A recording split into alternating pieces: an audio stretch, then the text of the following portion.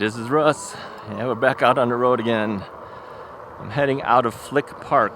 We took a ride to Flick Park. If you didn't see the video before this one, check that out. That's the ride getting here. Just for your information, that ride took me 14.3 miles, and I did a consumption of about 78% on my 20 amp hour Magicycle battery. I am on the Magicycle Cruiser. So this is our trip heading back. Now I was a little more conservative in the use of the throttle and everything. Towards the end I used more of it because I had to compete with the cars. So I used a higher pedal assist level, and of course with the new Chainring I was able to compete fairly well, pedaling and also throttling. Although when the cars were hitting 28 miles an hour range, I just throttled it. Sometimes I just don't want to think about the pedaling when I've got heavy traffic. Right or wrong, you know, this bike does 28 miles per hour when you throttle. Legally, class 3 classification would mean that it's only a pedal assist to 28, not throttled. But yeah, this one throttles to 28, as does even the Engwe, which is the inexpensive folding bike. Yeah, that'll throttle to 28 miles an hour as well. I personally feel that that is the way to go. There are many times that I've had to do that. All right, we gotta.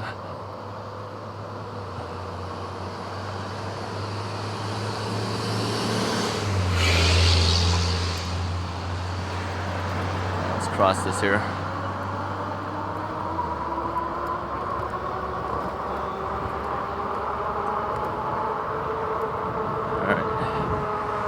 Let me pull off for a second here. I need to set up my map to head home.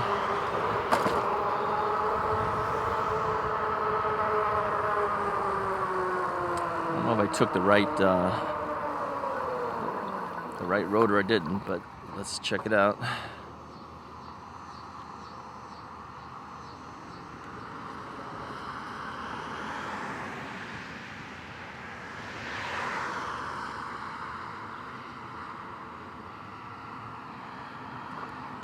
Okay, make sure we're clear.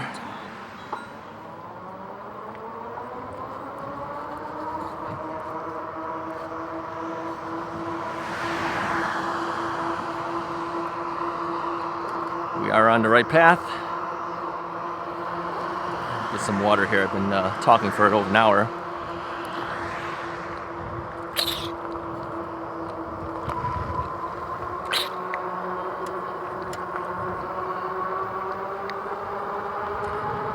Dead skunk in the middle of the road. Yeah, wasn't that a song?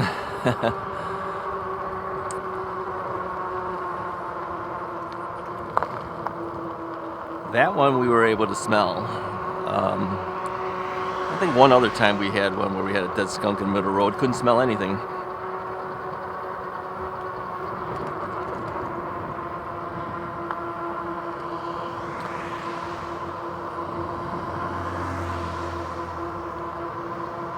So yeah, we're heading back. We're heading back.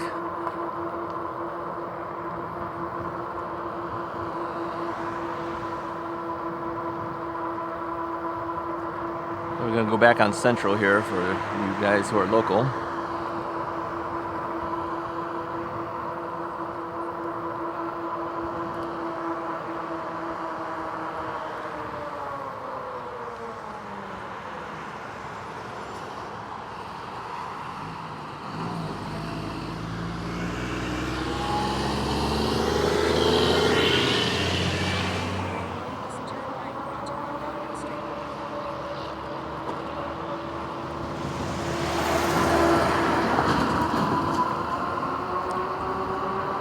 All right, throttling up hard here just to get out of this road because we don't have a bike lane at this point.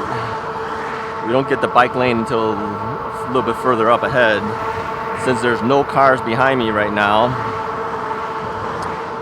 I need to get off of this as fast as I can before cars start showing up.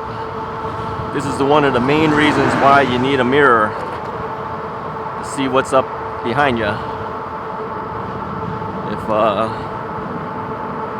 If you don't have a mirror, you'll be constantly looking over your shoulder, which is not safe to do, in my opinion. I think it's a lot easier to look at a mirror to see what's behind you. Alright, cars are starting to come up now, but we are going to get our lane now. So I can ease up a little bit.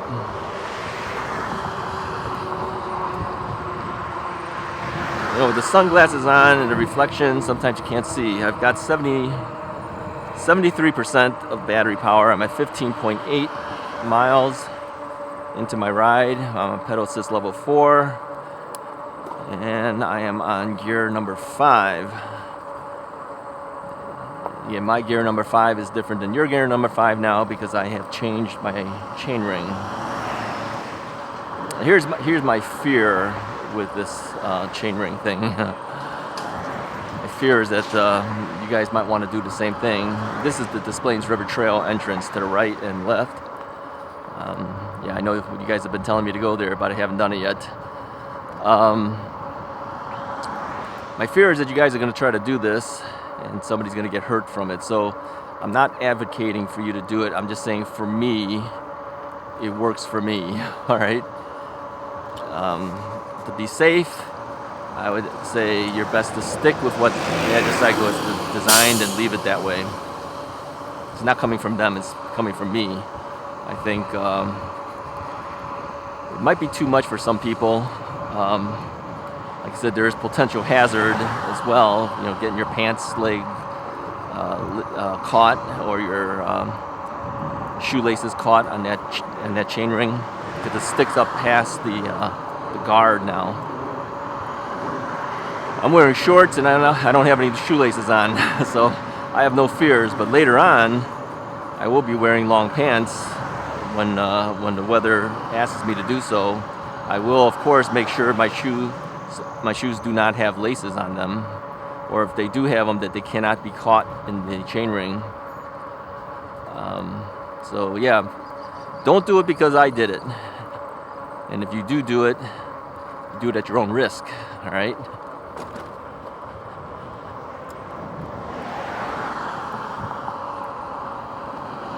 But I will tell you, it's working really well for me so far.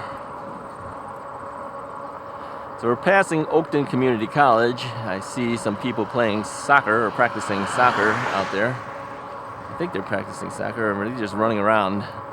They may be just running around out there. I know you can't see it. I'm talking about over here on that side. People are just running around over there. Yeah, I need to get my rides in while I can. Weather is good right now. This week should be pretty decent. Next week shows potential for rain. So I always look at the forecast ahead just to see what I'm up against. If I have rainy week, then I can't ride. If I can't ride, I don't have a video for you. So yeah.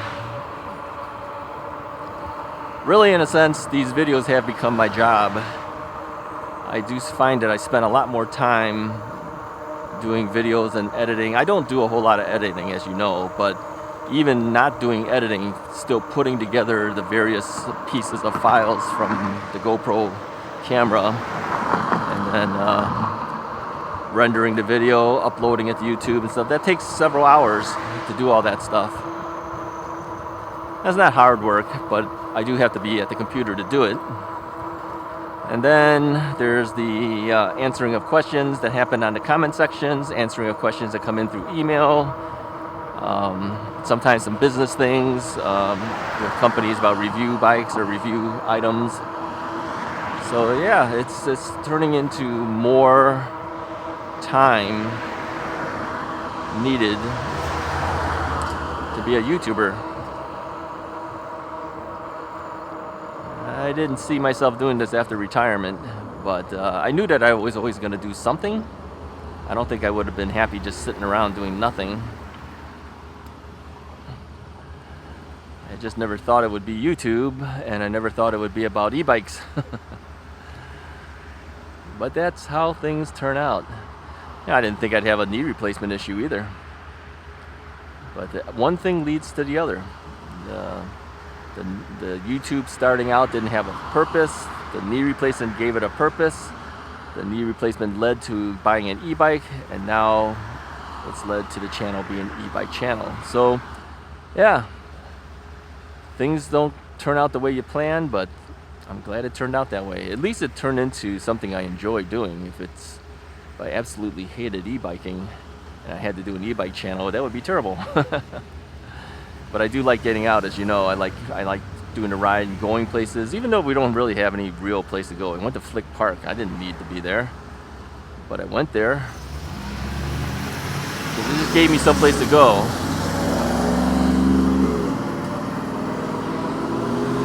Something to do. Take you guys along. All right, so we have a bike lane here still, but eventually we'll run out of that too.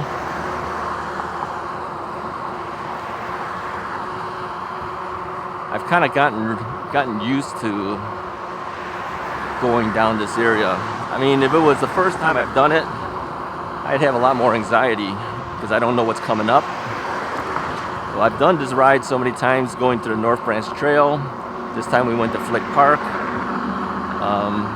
Yeah, I know what to expect. I know what I know when the bike path runs out. I know when it picks back up. You know, just the fact of knowing what's coming up takes a lot of the anxiety out. Whenever you're going someplace, you don't know where you're going. You don't know what the roads are going to be like. That, you know, I get kind of nervous, as many people probably would. You know, it's the unknown of where you're heading.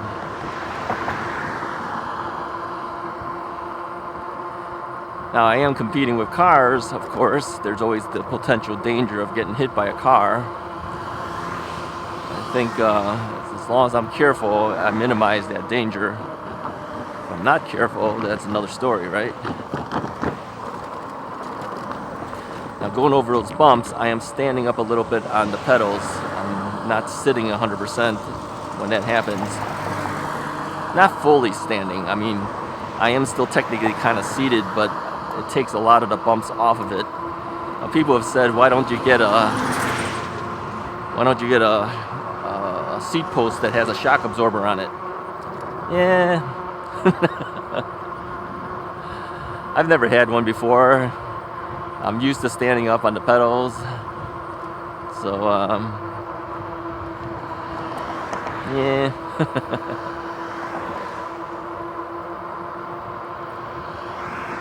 Or people said, why don't you get a dropper seat post? That way you'll never fall off the bike because you don't have to hop off the bike. You just lower the seat, raise the seat again when you need to, when you're riding again. That's a lot of up and down. It's always an excuse for something, saying no to something, right? It works for some people. Yeah, not quite for me, I guess.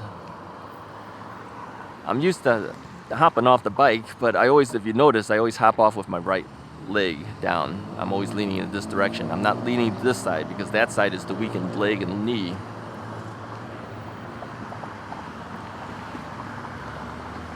So hopping on and off at stop signs all the time would be too much for me, I think.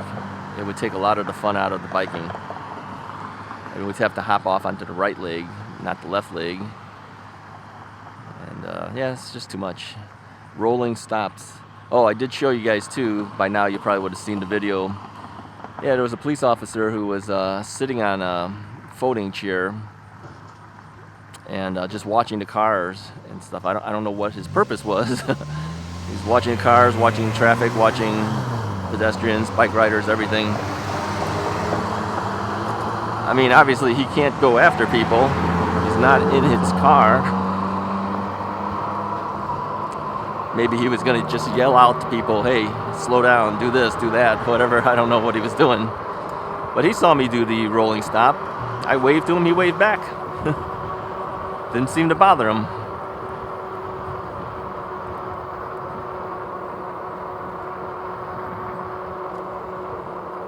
I am using pedal assist. We're at 65%, 17.9 miles of travel. It's 10:14 in the morning. I can pedal a little bit here. I'm on pedal assist level 4.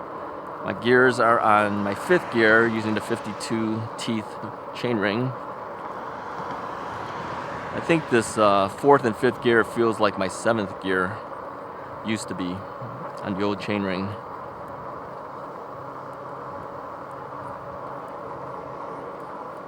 There's no cars really, not much to say behind me right now. There's some coming, but they see me, they're on the other lane. All right, let's pick it up a little bit. So the thing is, you might be able to do a pedal assist that's lower and still pedal harder and go faster than me. Because of my weakened leg and knee, I have to move that pedal assist level higher. I don't pedal as fast and hard as you guys do. So that's what eats into my battery power.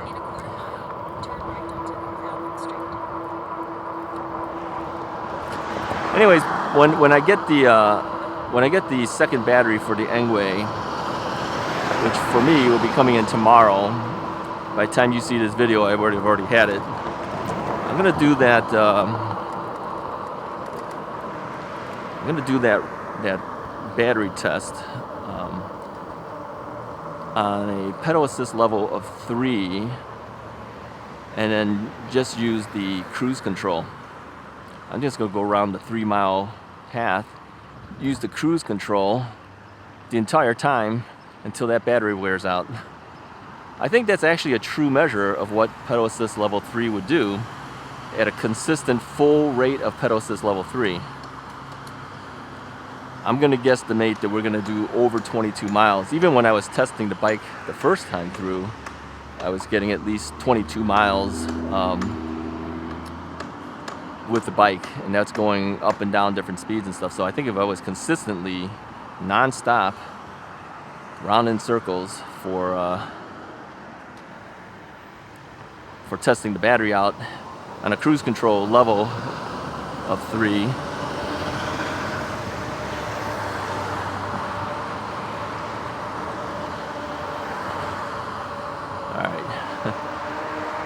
this is a little tougher for some of the cars. They can't move over too far because the other lane had cars as well, so they had to get a little closer to me. That's always the part that makes me a little more nervous, when they're that close to me on the big streets. But we're done with the big streets now, for the most part. So yeah, doing the Engwe that way should give me a good range. Now, if I had to guess, because my complaint with the Engwe was the range on the battery is not that great. They moved to a 13 amp hour battery. They went to a 750 watt motor, at least they claim it to be. There's no way for me to tell other than what they claim it to be. I know it doesn't have the torque to go up a hill, a steeper hill. It wouldn't do it for me at the state park. So getting 22 miles on the basic ride and test wasn't too bad. Better than I thought it was going to be, but still less than what my larger bikes was able to do. And those larger bikes also had 14 amp hour, 15 amp hour batteries. They go a lot farther. So is it the 750 watt motor that's eating into the 13 amp hour battery? I don't know. I didn't max out the speed. I kept it down. Okay, sorry about that. My GoPro memory card maxed out. So I figured I'd go ahead and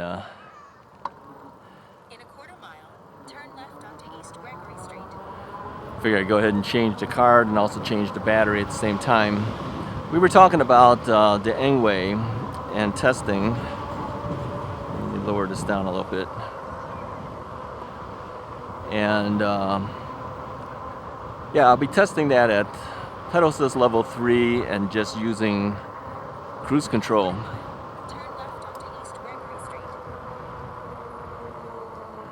And the reason is because that is full power pedal assist level 3. It's just like pedaling it at 3. Whatever 3 gives us as a maximum range. I don't know what that was. 14, 15 miles an hour? I'm not sure. Whatever it is. That would be the same thing as pedaling it consistently. Alright? So I think the cruise control is going to be helpful. I really like the cruise control. I really do. That is definitely a benefit. At least for me, not for some. Some people will say, well, that's cheating. Why is this whole thing, everything's about cheating? Nothing's cheating, it's just how I am. It's how I use it. People have complained too that this guy doesn't really bike, he's always throttling. Yeah, sometimes I am. I don't mind. The e-bike gives me the ability to do multiple things. It doesn't mean I have to pedal all the time. I could throttle if I want to throttle.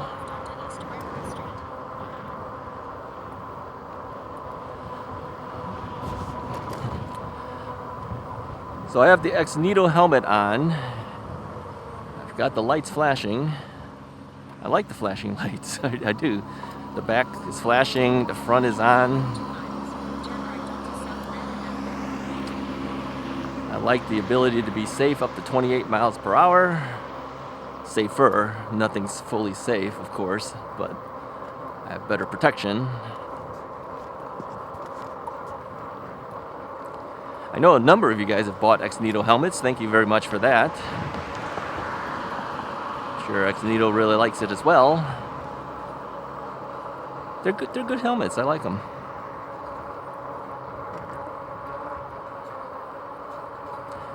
I will say that I have not really worn the Outdoor Masters helmet since the review. But like I mentioned before, I'm going to use that as a helmet that I will loan out if somebody wants to try out an e-bike, because it's got Mips. I know I'm giving them a decent helmet, keeping them safe, and yeah, I don't want to sweat all over that thing and then give it to them. And you know, I cleaned it all off, of course, and then whoever I lend it out to, I always clean it out after they've used it. But yeah, it's a good looking helmet too. I really like the look of the Outdoor Masters helmet. It's got some style to it. Their visor is kind of nice too. It's a hard visor. The X-Needle is kind of like a baseball cap visor. So it's kind of soft. I can flip it up. Yeah, I can flip it up or flip it down. Sorry, you probably hear that because my microphone's attached to the visor. It's like dead center in my vision. See this little round ball all the time. But that is the best position for my sound for the videos. So I learned to see a ball in front of me all the time as I'm riding. It's just the way it is. So what happened to my other helmet? I have the Burn Brentwood 2.0 with Mips helmet. That's about $110. Where's that? That helmet I dedicated for the scooter. Yeah, because if I don't want to ride with an audio recorder with me, then I take that helmet because the microphone cable is kind of routed through my helmet on this X-Needle, which is my main helmet now. So if I'm taking a scooter, a lot of times I won't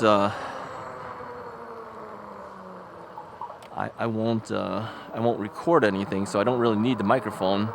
And to undo the microphone from the X-Needle helmet is kind of a pain. So having the Burn helmet for that purpose is good because the burn helmet has Mips on it, and I really don't go 28 miles an hour on that scooter. The scooter does, it's slated to go to 40 miles an hour. I'm not going to do that, not at my age. I've done about 25 miles an hour though with it, but that's for short term, just to see how fast it can go. And it still had a lot more to give if I wanted to. I says I'm never going to go 25 miles an hour on this scooter. Knowing myself, I'm going to be probably 20 miles at most. So I felt that the burn helmet was fine for that. So that's what the burn helmet is being used for, is for whenever I'm on a scooter. People have asked me if I'm going to sell off the scooter. No, I like the scooter. I do. It's just for fun. It's not my main riding transportation device. It's a fun device for me. Now, others do use it for main purposes. I mean, there's a channel out there where the guy delivers for Uber and for Uber Eats and for other, what was the other, DoorDash and all those companies. He does it for them, and he uses his scooter to do it. He has like a little basket that he puts on the scooter. He stands behind the basket, and he'll do 35, 40 miles an hour to get from place to place. That's how he makes his living.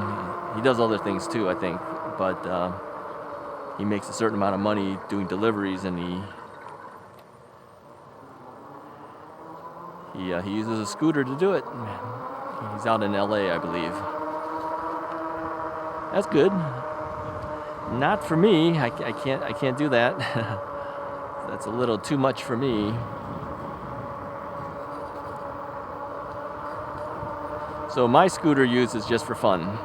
So I will be hanging on to the Varla scooter. Varla Eagle 1 scooter. That's a good scooter. If you're looking for a scooter, yeah, consider that one. It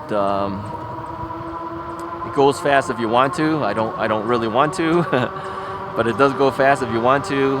It's got suspension on it. It's got hydraulic brakes on it. It's a nice scooter. I think it's like $1,700. It's not cheap. People said for that money I'd buy an e-bike. Well, I probably would too. But for fun, yeah, the scooter you can't really beat. It's kind of fun. So yeah, it's just a fun toy for me at this point. But people buy scooters for different reasons. They buy it because they either want to have fun, or like the other guy, he uses it for his business. He delivers things with it. He's fast. Yeah, he's really fast on it.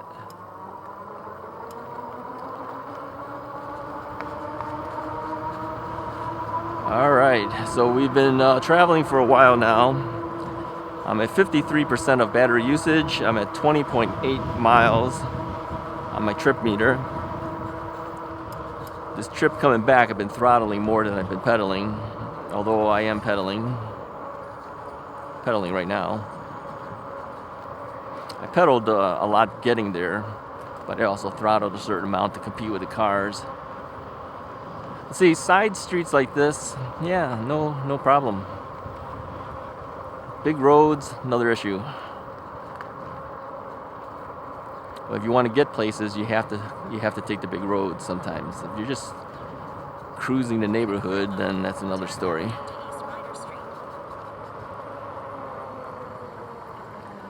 All right, let's stop here. Let the cars go by. Kind of hard to see sometimes. The trees kind of block your views. There's quite a few cars. Let's wait a little bit. So how are you guys doing on your bikes? You guys doing okay? What have you learned since you've got bikes? I know a number of you guys are brand new riders that are watching Russ's Right. You know, when you were looking and researching your bikes and then bought yourself a bike. How are you doing on your bikes? Put a comment, let me know. Always curious to find out how others are doing. I mean, you guys all know what I'm doing. I don't always know what you guys are doing. Yeah, let me know how you like your bikes. Let me know which bikes you've purchased. And if you're a long-time rider, yeah, let me know what you're using.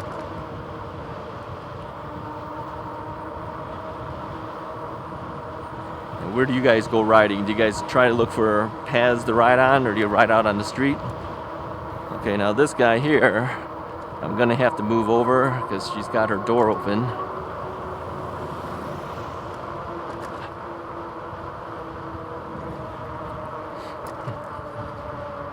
There's a car behind me, by the way. That's why I had to signal to let them know that I was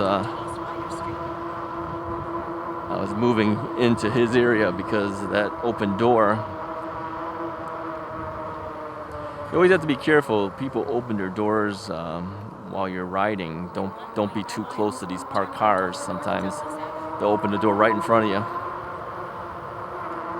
That lady had the door open the entire time. Why would you do that? Get in your car, close the door. That's how I always see it. I don't leave my door open all the time like that.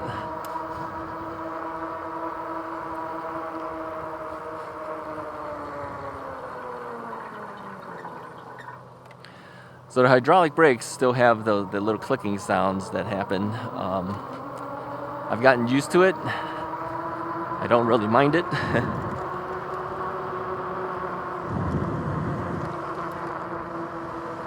Yeah, it's just something I've accepted. My transformer for my audio cable is sticking out here. I'm trying to stick it back into the pocket while riding at the same time.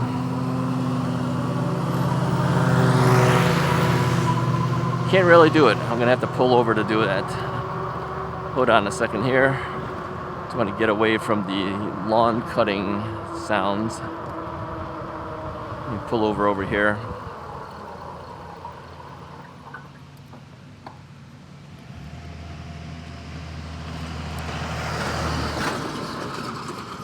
Sorry about that. Cables are getting into the cameras again. Make a quick adjustment here. I know all you're seeing is my sleeve. Alright, sorry about that. Yeah, I mean, there's times that you just got to make an adjustment just to stay safe, right?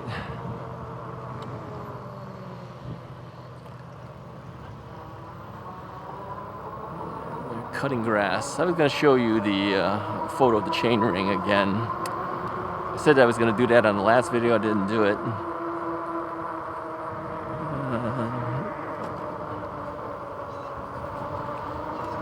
Let me find a good spot I can do that at.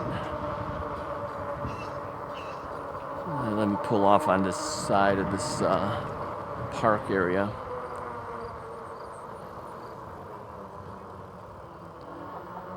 The outhouse says pit stop. Should we take a pit stop here? Not at that area, but let me pull off here real quickly. Let me show you something.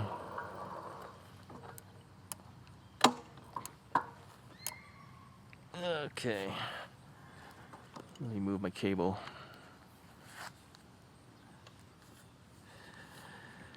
All right, let me take the camera off. Oops, sorry. See my finger there. Take the camera off. That's the chainring. Okay. So you can see it actually sticks up higher than the guard now. And yeah, my bike got a little cleaning today. Yeah, I was noticing my bike was getting kind of dirty looking. So I figured it was time to actually clean it up a bit. You can see over here it sticks up. So what I typically do, let me put this back on my chest here. What I typically do is I will clean and lube the chain every now and then. I don't know how often. Once every 2 weeks maybe, something like that. Oops, sorry, let me get the cables back to where they should be.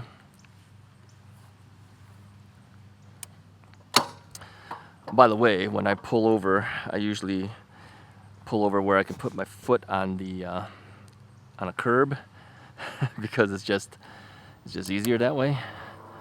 I'm gonna let me head back to Let me head back the other way,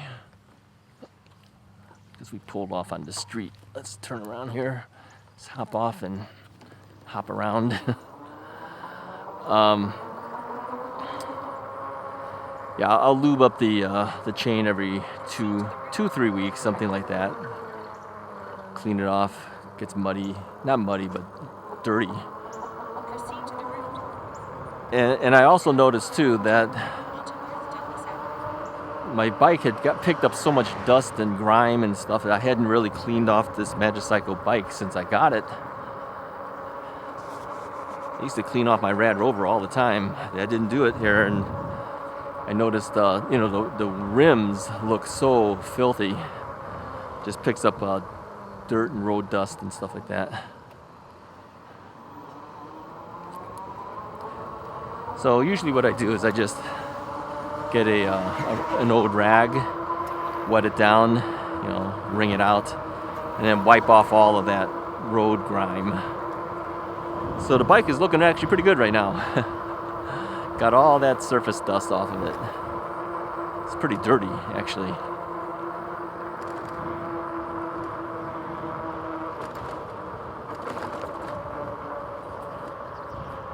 Yeah, do you guys clean off your bikes? Some people don't. They just leave it. I don't like all that grit and stuff all over it. So I don't do anything special. I mean, a little bit of soap and water if you need to, but typically I just use water. And if it's like got grease or something on it, then I have to soap and water to get it off of there. The chain, I don't do that much to it. All I do is I wipe it down.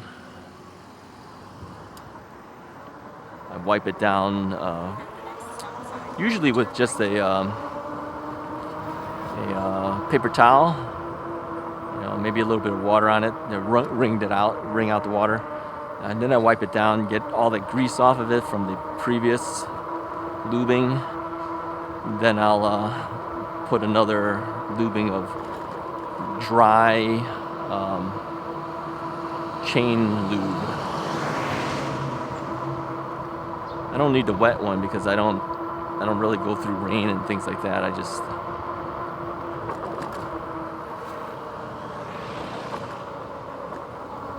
use the dry one. I gotta get another bottle. I'm running out of that stuff. I got it from last year, but I'm already about ready to run out.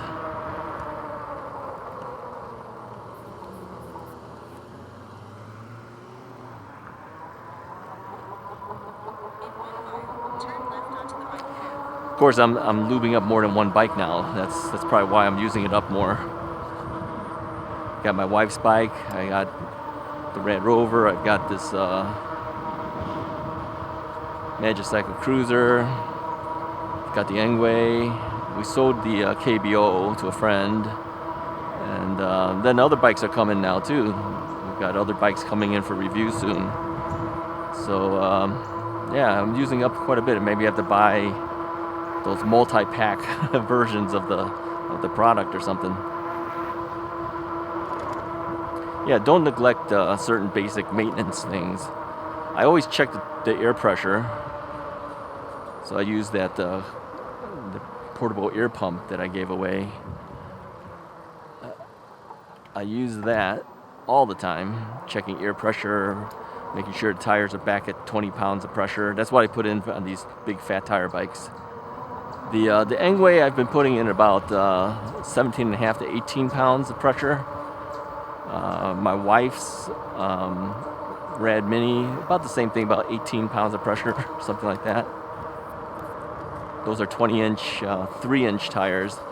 The Engwe is 20-inch, 4-inch tires.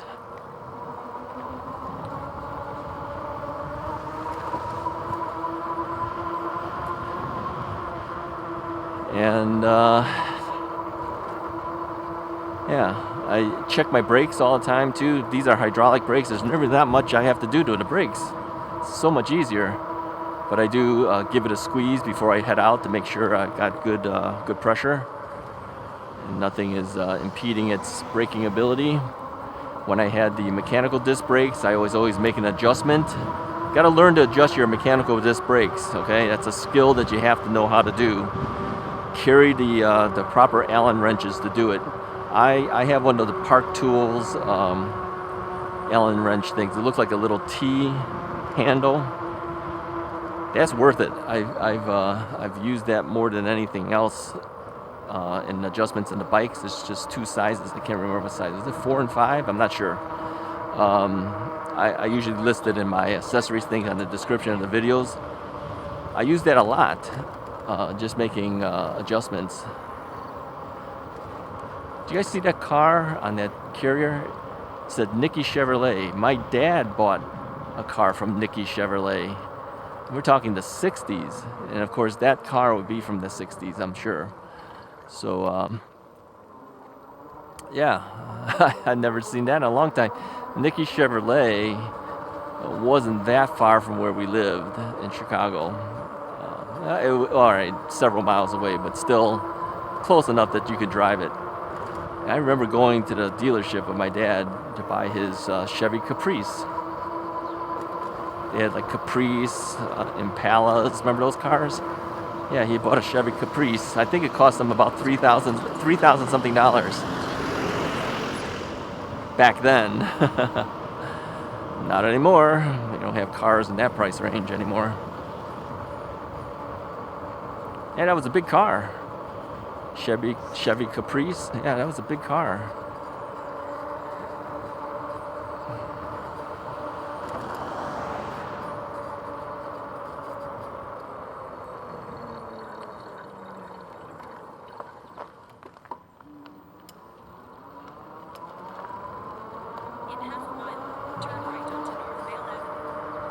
What is that vehicle that person has? It's like all-wheel drive, four-wheel drive looking, what do they call those things? I don't know what it is, but they're driving it on the park. Now that would be considered a motorized vehicle, not being on where they should be.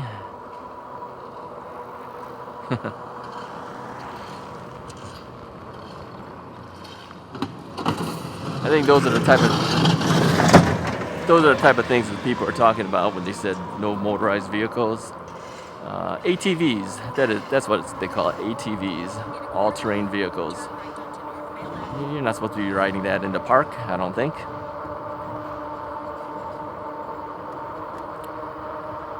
Yep. And they say the e-bikes are trouble. Nah, I don't think so. We're not the only ones riding things. Okay. This street. Yeah. This street sometimes doesn't trigger. In fact, I'm pretty sure it's never going to trigger. You're going to have to hit the button. Yep. Let's move and hit the button. Yeah, I hate getting up here and having to hit the button. Oh, there we go. Okay, here's this ATV. This kid is riding here. Let me show you. Is that electric? I don't think that one's electric.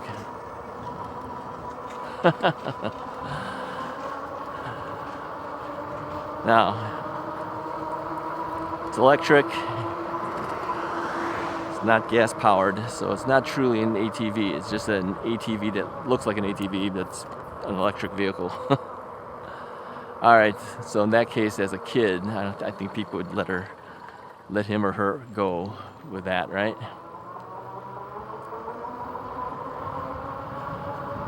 All right. I'm tiring out from this ride. How far have we gone? 23.8 miles. We're at 41% of power. So really, if you think about it, the 20 amp hour battery can get me places even when competing with cars, as long as I'm conservative for most of it. If I'm riding like what most people want me to ride at, under 15, 16 miles an hour or something like that. Conservative and only use the throttle when necessary, to compete against the cars. Still have plenty of power left to be able to go. I've been doing pedal assist level 3 and 4 for most of the ride, but then I've jumped it up when I needed to. My gears have been sitting around 4 and 5 most of the time. I'm only moving it up when I have to. So yeah, I'm glad I made the upgrade. I'm not encouraging you to do it because I know it could be dangerous for some people. I'm just telling you what I did. Works for me, may not necessarily work for you. May not be safe for you. You modify bikes and stuff. That's not always the safest thing to do. Upgrades of little things like, getting better lights or whatever, it's another story. But when you modify the drivetrain, that's another story, right? But I'm glad I did it. I like it. I think it's okay.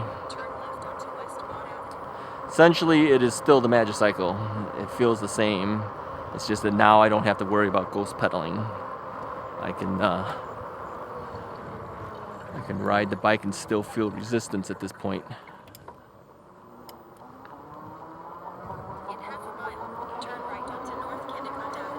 All right.